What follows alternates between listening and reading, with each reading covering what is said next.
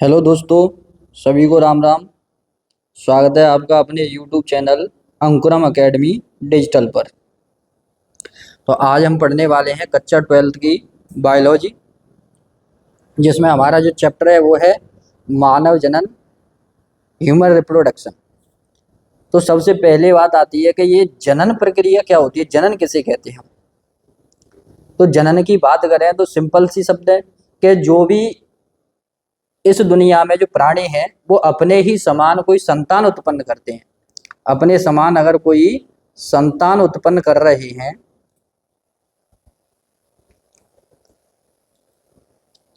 तो वही प्रक्रिया हमारी क्या कहलाती है, जनन कहलाती है। जैसा कि वह प्रक्रिया जिसके द्वारा जीव अपने समान जीव की उत्पत्ति करता है वह प्रक्रिया जनन कहलाती है। जनन यानी रिप्रोडक्शन कहलाती है। जैसे मनुष्य है, मनुष्य अपने ही समान संतान उत्पन्न करता है। कोई पशु है जैसे गाय है, भैंस है, घोड़ा है, और भी अन्य प्रजाति के जो जीव हैं वो क्या करते हैं, इसी जनन प्रक्रिया के द्वारा अपने ही समान संतान उत्पन्न करते हैं। तो जो संतान उत्पन्न करने की जो प्रक्रिया है, सिंपल से शब्दों में जो संतान उत्पन्न करने की जो प्रक्रिया है वही हमारी क्या कहलाती है, जनन कहलाती है।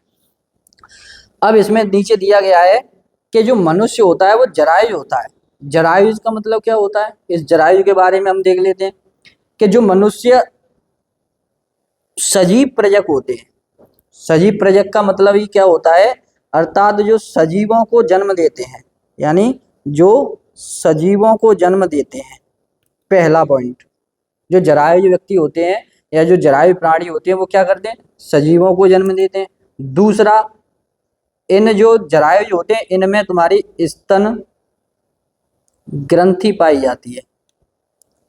ये विशेष लक्षण है जरायु प्राणियों का कि जो जितने भी इस दुनिया में जरायु हैं उनमें स्तन ग्रंथियां पाई जाती हैं और ये सजीव प्रजक होते हैं। अर्थात जो जीव सजीवों को जन्म देते हैं और उनमें स्तन ग्रंथियां पाई जाती हैं वो जरायु प्राणी कहलाते हैं।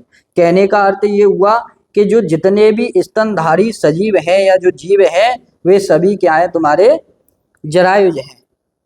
जैसे अर्थात मनुष्य में निषेचित अंडे का भ्रूणीय विकास और गर्भाशय में ही होता है तथा ये सुविकसित शिशु को जन्म देते हैं। कहने का मतलब जब निषेचन हो जाता है मनुष्यों में तो निषेचन के बाद क्या बनता है, तुम्हारा भ्रूण बनता है। यानी निषेचन होता है तो शुक्राणु और अंडाणु आपस में जुड़ते हैं।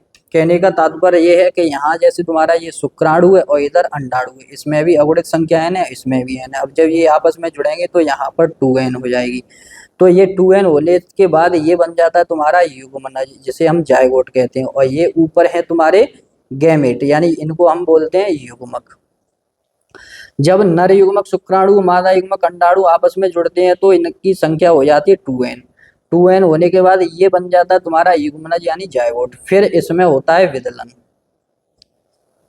विदलन का कि निषेचन फैलोपियन ट्यूब में हो जाता है, उसके बाद जब विदलन होता है, क्लीवेज बोलते हैं, तो इसमें ये युग्मनज अपना विभाजन करता जाता है और संख्याओं को बढ़ाता जाता है। 2 से 4, 4 से 6, 6 से 8, 8 से 16, 16 से 32, 64, 128 ऐसे करके इसमें कोशिकाओं की संख्या बढ़ती जाती है। लेकिन उन कोशिकाओं का जो आकार है वो समान रहता है, युग्मनज के जैसा ही रहता है।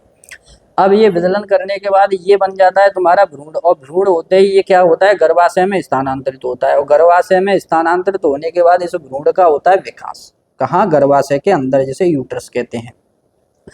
विकास होने के बाद ये एक शिशु के रूप में परिवर्तित हो जाता है, ये भ्रूण है। और फिर उसका होता है जन्म प्रसव क्रिया के द्वारा। तो कहने का अर्थ ये है कि जिसमें निषेचित अंडे का भ्रूणी विकास करके गर्भाशय में होता है और एक शिशु को जन्म देते हैं।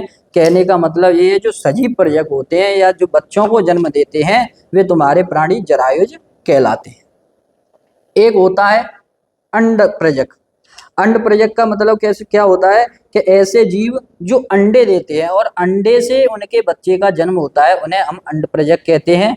और इनको हम बोलते हैं जो बच्चों को जन्म देते हैं उन्हें हम जरायुज कहते हैं। अब इसके बाद नंबर आता है तुम्हारा आगे कि मनुष्यों में लैंगिक द्विरूपता पाई जाती है। लैंगिक द्विरूपता का मतलब क्या होता है, मनुष्यों में लैंगिक अंग दो रूप से होते हैं। जो लैंगिक अंग हैं,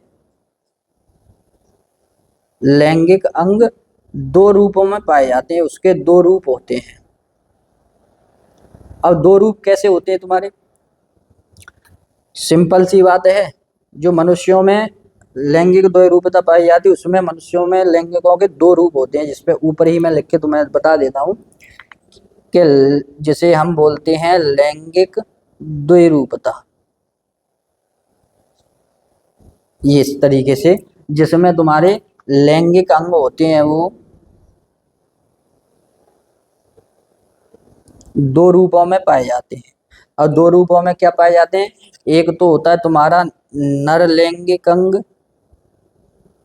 और दूसरा होता है तुम्हारा मादा लैंगिक अंग। इस तरीके से मनुष्यों में जो लैंगिक अंग होते हैं वो दो रूपों में पाए जाते हैं। अर्थात कहने का मतलब ये है, मनुष्यों में जो जनन अंग होते हैं वो दो रूपों में पाए जाते हैं, मादा रूप में होते हैं और एक नर रूप में होते हैं। यही परिस्थिति मनुष्यों में लैंगिक द्विरूपता कहलाती है। आगे देखते हैं हम।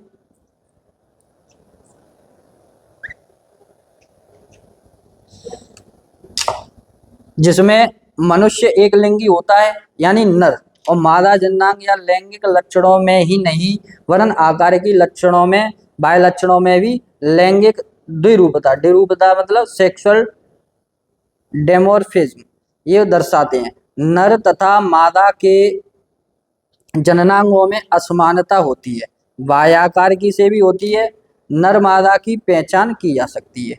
यानी जो नर होते हैं और मादा होते हैं उनमें जननांगों में क्या होती है? असमानता पाई जाती है। और बाह्य आकार की से यानी बाहरी रूप से हम क्या करते हैं? नर और मादा की पहचान कर पाते हैं। किससे? बाहरी रूप से। जैसे स्त्रियों में पुरुषों के समान दाढ़ी मूछ का ना होना, स्त्रियों की आवाज पुरुषों की अपेक्षा पतली होती है। दूसरा बाहरी रूप क्या है? पुरुषों के वक्ष स्थल पर भार पाए जाते हैं और स्तन ग्रंथियां निष्क्रिय होती हैं। कहने का अर्थ ये है, यहाँ पर मैं आपको एक और चीज बता देता हूँ कि स्तन ग्रंथि के बारे में आता है कि स्तन जो ग्रंथि होती हैं, पूछ लिया जाता है कि किस में पाई जाती है, तो स्तन ग्रंथि हमारी नर और मादा दोनों में पाई जाती है। ये बात याद रखना है। कई बच्चों को अगर पूछ लिया जाए कि स्तन ग्रंथियां किस में पाई जाती, पुरुष में या मादा में, तो अधिकांशतः बच्चों का जो जवाब होता है वो होता है कि स्तन ग्रंथियां केवल मादा में पाई जाती है। ऐसा नहीं है, स्तन ग्रंथियां नर एवं मादा दोनों में पाई जाती है, बशर्ते बस फर्क इतना होता है कि मादा में स्तन ग्रंथियां क्या हो जाती, डेवलप हो जाती, इनका विकास होता है, और नर में ये कैसी होती है? निष्क्रिय अवस्था में रहती है, क्योंकि इनमें ये एक अवशेषी अंग के रूप में उपस्थित होती है, इनका कोई कार्य नहीं होता। आगे स्त्रियों में स्तन ग्रंथियां पूर्ण विकसित होती हैं, वही बात, तथा नितंबों में अधिक वसा के कारण ये अधिक मोटे हो जाते हैं। अर्थात उनका जो पिछला हिस्सा होता है उसमें वसी कोशिकाएं या वसी ऊतक होने के कारण उनका जो हिस्सा है ये नितंब होते हैं, वो कैसे हो जाते हैं? मोटे हो जाते हैं।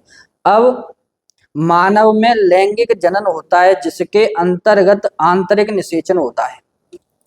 पूछ लिया जाता है कि मनुष्यों में जो जनन होता है, जो निषेचन होता है, वो कैसा निषेचन होता है, तो आपको याद रखना है मनुष्यों में आंतरिक निषेचन होता है, इंटरनल सेक्सुअल होता है, और जिसके फलस्वरूप क्या बनता है? भ्रूण बनता है। वही अभी मैंने ऊपर बताया था कि जिसमें तुम्हारा जायगोट बनता है, जायगोट बनने के बाद भ्रूण बनता है, और भ्रूण बनने के बाद तुम्हारा वो विकास करके किस में बदल जाता है? वो एक शिशु के रूप में बदल जाता है। तो नर और मादा में जो पहचान की जाती है वो बाहरी रूप के आधार पर की जाती है, जिसमें क्या क्या तुम्हारे जो पॉइंट दिए हैं कि स्त्रियों में दाढ़ी मूछें नहीं पाई जाती, पुरुषों में पाई जाती हैं, अपोजिट में लेके चलेंगे, और पुरुषों की आवाज भारी होती है और उसकी अपेक्षा स्त्रियों की आवाज पतली होती है, पुरुषों के वक्ष स्थल पर बाल पाए जाते हैं, और जो स्तन ग्रंथियां होती हैं वो तुम्हारी निष्क्रिय होती हैं। इसी के विपरीत स्त्रियों में स्तन ग्रंथियां जो पाई जाती हैं वो पूर्ण विकसित होती हैं, नितंब अधिक मोटे होते हैं। मानव में जो लैंगिक जनन होता है उसके फलस्वरूप क्या होता है? भ्रूण बनता है, और जो लैंगिक जनन है वो होता है आंतरिक निषेचन होता है। ठीक है। इसके बाद हम आते हैं मानव जनन तंत्र, यानी ह्यूमनो रिप्रोडक्टिव सिस्टम पर आते हैं हम। जनन से संबंधित सभी क्रियाओं में भाग लेने वाले जनन अंग कहते हैं। कार्य के आधार पर अंगों को निम्न दो भागों में विभाजित किया गया है। यानी रिप्रोडक्टिव सिस्टम में अगर हम देखें तो जनन से संबंधित जो सभी क्रियाओं में भाग लेने वाले जो अंग हैं उनको हम बोलते हैं जनन अंग, अर्थात हम बोल सकते हैं लैंगिक अंग। इनको कार्य के आधार पर दो भागों में विभाजित किया गया है। सबसे पहले नंबर पे है प्राथमिक लैंगिक अंग, दूसरे पे है द्वितीयक लैंगिक अंग। इनको हम बोलते हैं प्राइमरी सेक्स ऑर्गन और द्वितीयक लैंगिक अंग को बोलते हैं हम सेकेंडरी सेक्स ऑर्गन। प्राथमिक लैंगिक अंग क्या होते हैं? प्राथमिक लैंगिक अंग में हम देखें तो प्राथमिक जननांग वे अंग होते हैं जिनमें सेक्स हार्मोन्स और युग्मक बनते हैं। सीधी सी बात है कि जो प्राथमिक लैंगिक अंग होता है वो हमारा होता है क्या? वृषण, जिसे हम बोलते हैं टेस्टिस। इस लैंगिक जनन अंग के अंदर क्या होता है कि हमारे सेक्स हार्मोन्स भी बनते हैं और युग्मक भी बनते हैं। युग्मक मतलब गैमेट बनता है। किसके अंदर? वृषण के अंदर ही गैमेट बनता है तुम्हारा। वृषण की आगे जब हम संरचना पढ़ेंगे तो उसमें ये भी देखेंगे कि युग्मक कैसे बनते हैं। तो प्राथमिक जो होता है वो होता है हमारा वृषण, यानी जिसमें हमारे सेक्स हार्मोन्स होते हैं और युग्मक बनते हैं। युग्मक जो नर युग्मक होता है वो होता है तुम्हारा शुक्राणु। इसका निर्माण भी कहाँ होता है? वृषण के अंदर होता है। जैसे नर में प्राथमिक जनन अंग वृषण होते हैं, इन्हें जनद भी कहते हैं। नर में जो प्राथमिक अंग होते हैं ये कौन से होते हैं? तुम्हारे वृषण होते हैं। ये अंतःस्रावी ग्रंथि होती है, अंतःस्रावी ग्रंथि होती है और इनसे टेस्टोस्टेरोन नामक हार्मोन निकलता है। इसके बारे में भी हम आगे देखेंगे। अंतःस्रावी ग्रंथि का मतलब क्या होता है कि इनकी अपनी कोई नलिका नहीं होती। ये जो हार्मोन स्रावित करती हैं ये सीधा रक्त में हार्मोन्स जाता है और रक्त के माध्यम से ये हार्मोन्स शरीर के भागों में पहुंचता है। तो ऐसी ग्रंथि है जिनमें अपनी कोई नलिका नहीं पाई जाती, जिसके द्वारा हमें अगर कोई हार्मोन्स है या एंजाइम है जिस ऑर्गन तक पहुंचाना है वहां सीधा नहीं पहुंचता। तो ये क्या करते हैं? ये सिर्फ उसको रिलीज करके रक्त में छोड़ देती हैं, रक्त के माध्यम से वो वहां तक पहुंचता है। इस वजह से इनको अंतःस्रावी ग्रंथियां कहते हैं, अर्थात इन पर अपनी कोई नलिका नहीं पाई जाती। ये हार्मोन यौवन के दौरान लड़कों में बदलाव लाता है। जो टेस्टोस्टेरोन हार्मोन है ये तुम्हारा 10 से 12 वर्ष या 12 से 14 वर्ष की आयु में रिलीज होता है और इसके रिलीज होते ही कुछ बदलाव आते हैं जिन्हें हम लैंगिक द्वय लक्षण बोलते हैं। जैसे बगल में प्रजनन अंगों के पास बाल का बढ़ना, चेहरे पर क्या हो जाना? बाल आ जाना। अपस्वनता कहने का अर्थ ये है कि जो नर में लैंगिक द्विरूपता के बाद जब लैंगिक द्वय लक्षण बनते हैं तो 12 से 14 वर्ष की आयु में हमारे मस्तिष्क में एक हाइपोथैलेमस भाग होता है मस्तिष्क का, जिससे हमारी एक ग्रंथि जुड़ी होती है जिसे हम मास्टर ग्रंथि या पिट्यूटरी ग्लैंड कहते हैं। अब ये जो हाइपोथैलेमस है उससे GnRH नामक हार्मोन निकलता है। GnRH गोनेडोट्रोपिन रिलीजिंग हार्मोन्स बोलते हैं। ये क्या करता है? ये पीयूष ग्रंथि के अग्रभाग को एक्टिव कर देता है, सक्रिय कर देता है, जिससे हमारे LH और FSH ये दोनों हार्मोन निकलते हैं तुम्हारे। अब ये LH हार्मोन्स है ये क्या करता है? लीडिंग कोशिकाएं होती हैं। ये सारी चीजें आगे आएंगी, अभी हम देख लेते हैं केवल कि ये जो टेस्टोस्टेरोन हार्मोन्स है इसकी वजह से ही मनुष्यों में क्या होता है, यानी जो नर होते हैं उनमें बदलाव आते हैं, लड़कों में बदलाव आते हैं। इसका ये रिलीज कब होता है? 12 से 14 वर्ष की आयु में होता है, जिसमें इसके रिलीज होते ही कुछ बदलाव शुरू हो जाते हैं। जैसे लड़कों में बदलाव आते हैं तो प्रजनन अंगों के पास बाल आना शुरू हो जाते हैं, दाढ़ी मूछें आना शुरू हो जाती है, आवाज़ भारी हो जाती है, कंधे चौड़े हो जाते हैं। ये क्या है? लैंगिक द्वय लक्षण है जो किसके हार्मोन्स की वजह से उत्पन्न होते हैं? टेस्टोस्टेरोन हार्मोन की वजह से उत्पन्न होते हैं। इसको याद रखना है। ऐसे ही मादा में प्राथमिक जनन अंग जो होता है वो होता है तुम्हारा अंडाशय। इसे भी मादा में जनक भी कहते हैं। अंतःस्रावी ग्रंथियां वही ऊपर की तरह बिल्कुल सेम है, लेकिन इनमें एस्ट्रोजन होता है हार्मोन, वहां पर क्या है टेस्टोस्टेरोन नर में पाया जाता है, और मादा में जो हार्मोन पाया जाता है वो एस्ट्रोजन नामक हार्मोन्स निकलता है। ये क्या करता है, ये हार्मोन्स लड़कियों में यौवन के दौरान बदलाव लाता है, जैसे स्तनों का आकार बढ़ जाना, मासिक धर्म जिसे हम मेंस्ट्रुअल साइकिल बोलते हैं, मासिक धर्म का चक्र नियमन हो जाता है, आवाज का नरम हो जाना अर्थात पतला हो जाना। ये किसके कारण होता है, जब एक लड़की की उम्र तुम्हारी 10 से 12 वर्ष की होती है तो ये एस्ट्रोजन नामक हार्मोन रिलीज हो जाता है, जिसके कारण लड़कियों में यौवन अवस्था पे कुछ बदलाव आ जाते हैं।